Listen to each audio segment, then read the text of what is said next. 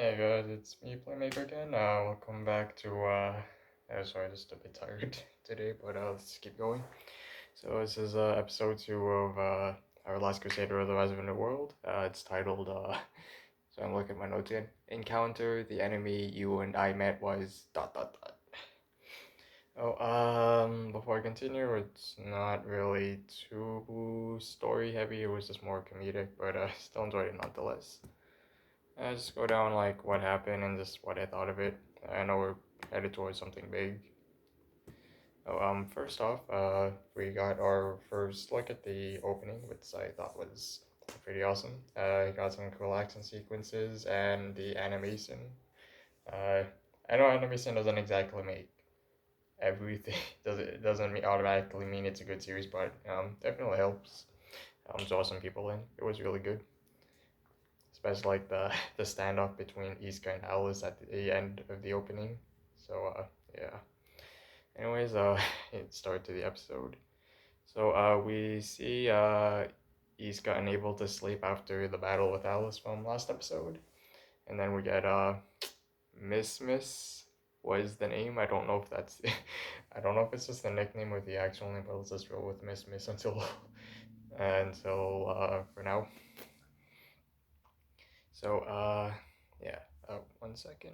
Just had to grab something. Yeah. So, yeah, Miss wants to support his gun, takes him to her room, which is, I don't want to say the contents, but for reasons, but, I'll probably just edit it somewhere what was in there, but, yeah, interesting. There's some comedy there. So, she gives him a ticket to the opera that we saw him and Alice go to last episode. It's a tragic tale of female lady Knight Beatrix or something. I forgot to write that down, but it was I ever said that correct last video, so that one basically. So on his way to Neutral City Ein to see the opera, we see him dreaming about a guy that we eventually learn is Master Crow, Iska, and actually I think this is because I don't know if it was just anyone else, but I know he was given, or Iska was given the swords from him. And Crow said uh, it's the one where it's the hope where the Empire put their hopes on, something like that. I was a bit tired when I was watching it, but yeah, yeah, nice sunset. Just wish you guys could see it. So anyways, we then see he's just seeing like the opera, and he gives Alice handkerchief, thinking oh wow, this girl's crying a lot, right? So uh yeah, that's pretty much what happens, and then we see Alice about to fight, and this is unsurprising, I would say, but conflict is prohibited or banned in Neutral City, which Alice almost caused. She was easily flustered uh, through various means, but yeah. After a bit of a squabble, Alice then leaves, and then they then go to a restaurant which Iska also goes to because Iska made a reservation and Alice just came in like I don't know if there was a term for that one. I think I'm forgetting it, but it's like you it's like it's like on the booking or something like that. You hopefully you guys know what I mean. So then Alice is flustered again, and then all of Alice is Gunrin. Oh, and was also there with Alice with the opera. So yeah, we then see something that I imagine was tough for the VAs to do. It was Iska and Alice doing their taking an order. As Alice is still a bit flustered from being in close contact with Iska. It's them ordering I forgot what it was. I just know there was tea with an ice cube or something. No, tea with a sugar cube. And then they both try to brush it off, and then it's like about pasta, which is for guys with some nice knowledge. Al dente is slightly undercooked, which is, if it's like, if you know your steaks, it would be like rare or medium rare or something like that. And then Rin, oh no, no, not Rin, no, no, not East Canals, it was Rin that said al dente is best for pasta. East Canals say it's ben cota, which means well done. So basically, for those people, the way that you shouldn't cook steak, but I digress. And then they both speak synchronously again as they try to fall asleep just from this encounter. And then something I'm not too sure about. It looked like East Canals were then sharing the same dream while being on top of a tree. Okay, I feel like I'm going through every.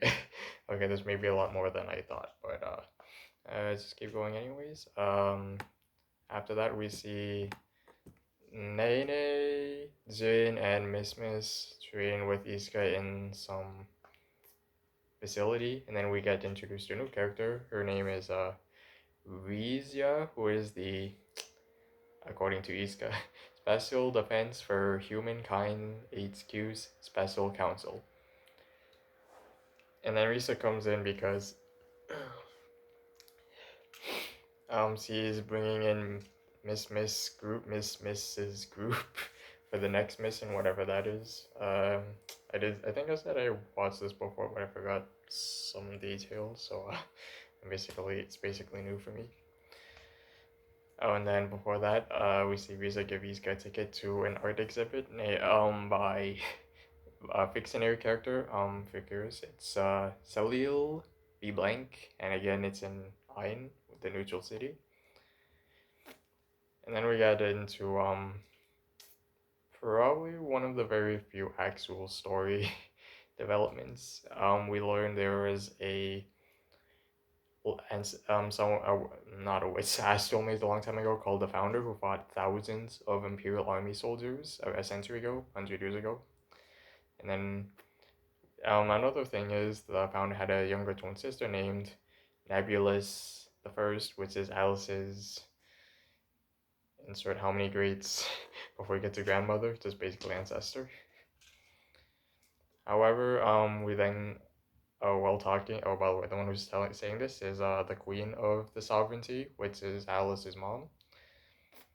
So, and then we learn that the bind on the weakener, the bind on the Founder is weakening.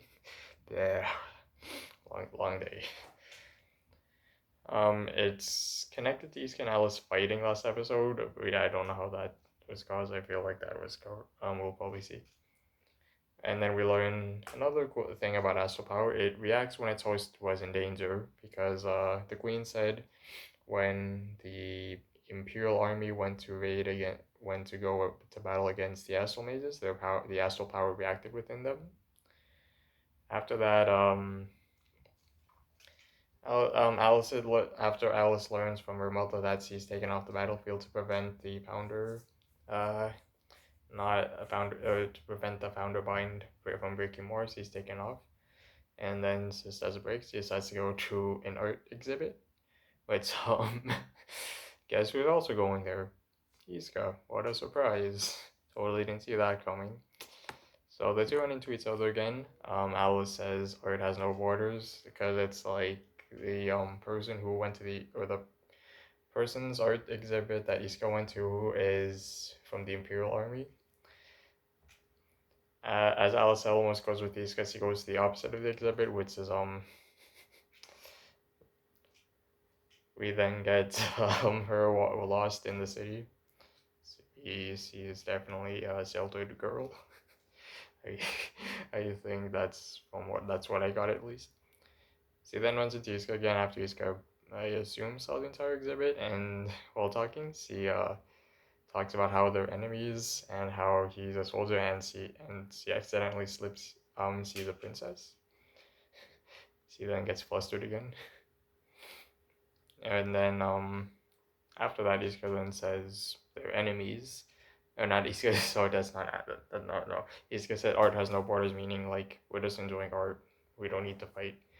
And then okay, I wrote notes down, and they just talked about art stuff, so definitely watch it. Some of the stuff I feel like there's a few things I went over my head there. After and then as we get near the end, we see Alice get Iska a bottle of soda for him as well as herself. Speaking of words,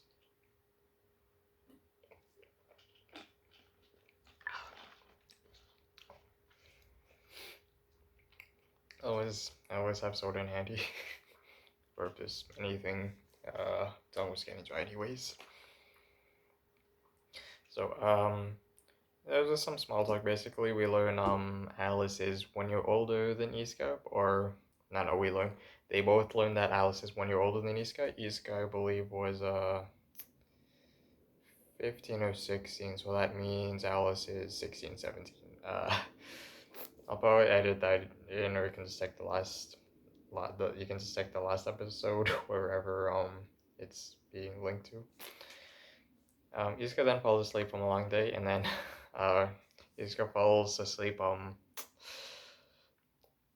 the, I'm assuming here, I don't, ear or on the shoulders. I don't know. I couldn't get a good view. Alice is then flustered again. Oh, this is like she's been she's been flustered a handful of times, I guess, from this point. And then she says that they're enemies. Like, how can Iska be so comfortable? And that's pretty much it for the episode. Then we see the ending. It's not too bad, honestly. Oh, and before the episode's over, we get some post credits. A post credit scene, I mean, from the eighth grade apostle saying Iska can be reinstated as a great apostle, or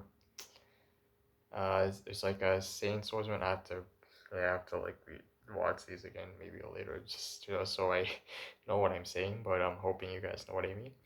So, anyways, he said he can be reinstated as whatever he was before if he captures Alice, who they call the Ice Calamity Wits. So, yeah, to sum it up, I would say a few like plot developments. There was just more comedy, but always nice to have just a balance of story and a balance of comedy. Like, just, I mean, it's nice to have some heavy stuff, but not too heavy. If you guys know what I mean. At least that's how I feel. Anyways, next episode seems to be heading towards something big, or at least that's how it is. Hopefully, somewhere in the season we get something.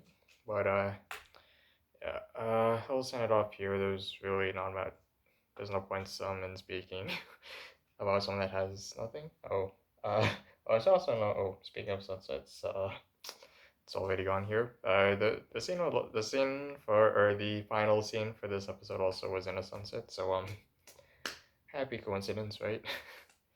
Anyways, if you guys, this is filmed during, you know what, so all I'm just gonna say is, hope you guys are staying safe, be, kind of, be kind and appreciative towards each other, and, hope to see you guys next time. Alright, bye.